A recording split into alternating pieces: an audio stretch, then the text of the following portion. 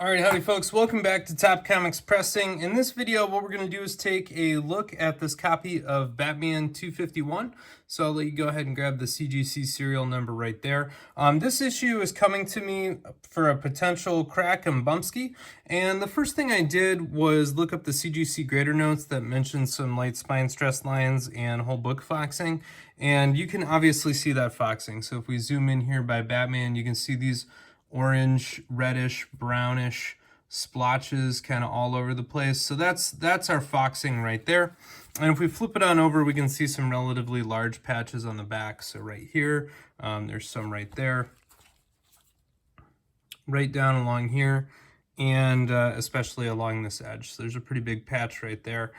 This one, you know, when thinking about if it's worth opening on up, it has off-white to white pages, so that's a pretty good page quality, you know, especially from a book from 1973. If I scan this on over, I don't see a whole lot of creasing or anything like that, so there are some spine ticks, so you can see right up by that staple. There's a couple right there.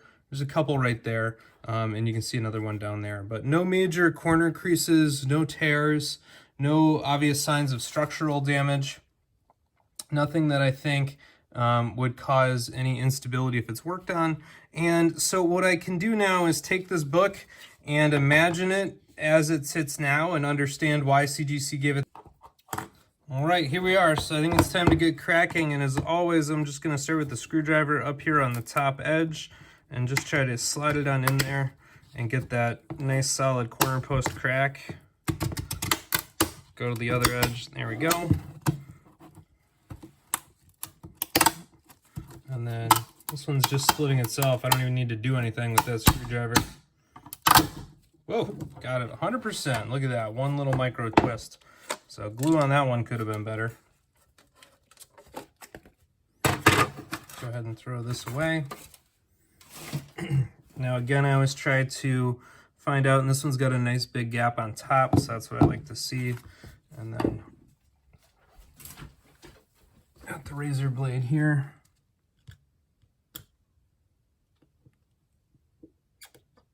Nice, gentle, slow pull.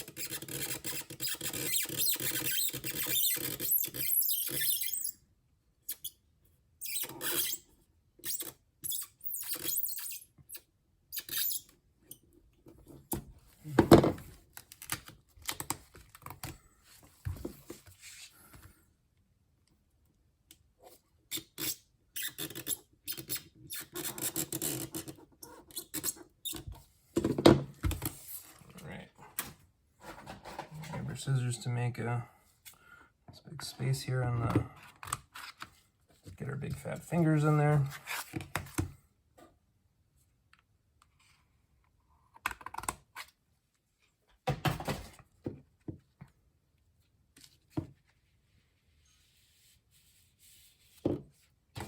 Now we can go ahead and take a look and see if we missed anything. I was nervous about this. This might be a light cover creasing right in here. It also might just be distortion on the gloss. You know, book obviously what had been pressed, so there's a pretty big indent there that I'm sure looked a lot worse before it was pressed the first time. So definitely a book that has been cleaned and pressed. I don't see a lot of surface dirt on the back of this. You know, there might be a little bit right here on the edge we might be able to trim up, but definitely this book has been thoroughly dry cleaned. Definitely bright-ish interior, so that's really nice. There's our micro chamber paper that CGC puts in there, so I'm gonna get that on out of here. This is one of my favorite panels of all the comics right here. Joker on his way back to seek his 5-way revenge. Doesn't get better than that. I love this issue. So just an all-time classic here to flip through. Just such a great issue. All right, what we're going to do here is I don't really see a reason to dry clean this. It's already, I'm pretty sure, been very thoroughly dry cleaned by the prior cleaner and or presser. What we're going to do is give this our blue LED overlay treatment, and so we're going to set that up in the light box. I'm thinking this one on the front covers will probably do 3 treatments. If I look at the interiors, you know, they don't show as heavy of an extent of foxing. And so I think most of that is on the exterior only. So I'm only going to plan to do 3 to 4 exterior treatments, and I'm hoping that I'll get a little bit of carryover through to keep me from having to treat the interior. Very, very light foxing. You can get all the way up to a 9.4 width.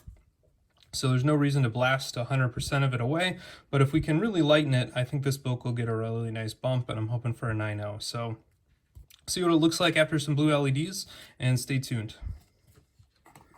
All right, everybody, check it out. Look who's laughing now at this wildly improved copy of Batman number 251. So we still have some faint remnants of that foxing there. I don't think it's worth pushing these super dark spots any further, but the important thing is this thing looks a whole heck of a lot better. It looks white, it looks vibrant, it looks happy.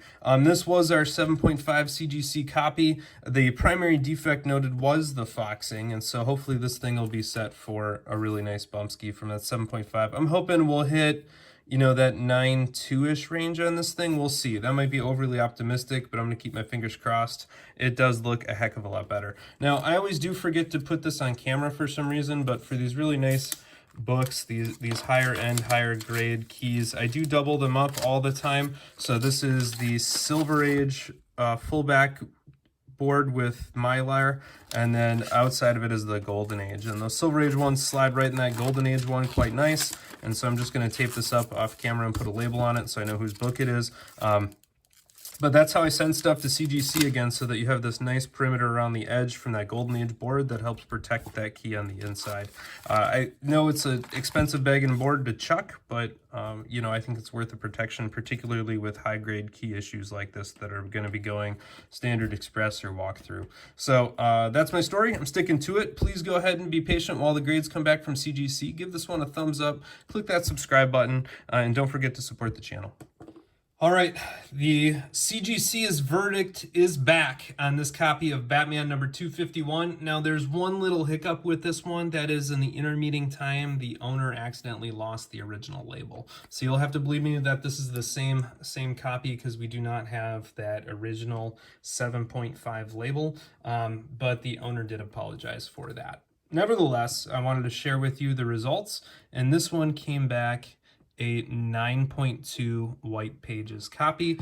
You can go ahead and see the 9.2 white pages in there. So this one is fantastic Bumpski. So if we count that out, that is 7.5 to 8, 8.5, 9, 9.2. So that is a 4 grade level Bumpski here for what is undoubtedly one of the most popular Batman comics of the 60s and 70s. Certainly for the 70s. So I'll take that to the bank, and it'll leave a smile on my face, and we'll have to ask who's laughing now, because this one got the Bumpski. Go ahead and please leave a thumbs up on the video. Click that subscribe button down below so you can check out the next Bumpski here from Top Comics Pressing, and feel free to reach out on Facebook and Instagram. Even though I don't have the label for this, I will post the before and after pictures both on Facebook and Instagram when this video drops, and so stay tuned, keep an eye out for that, and thank you for your attention.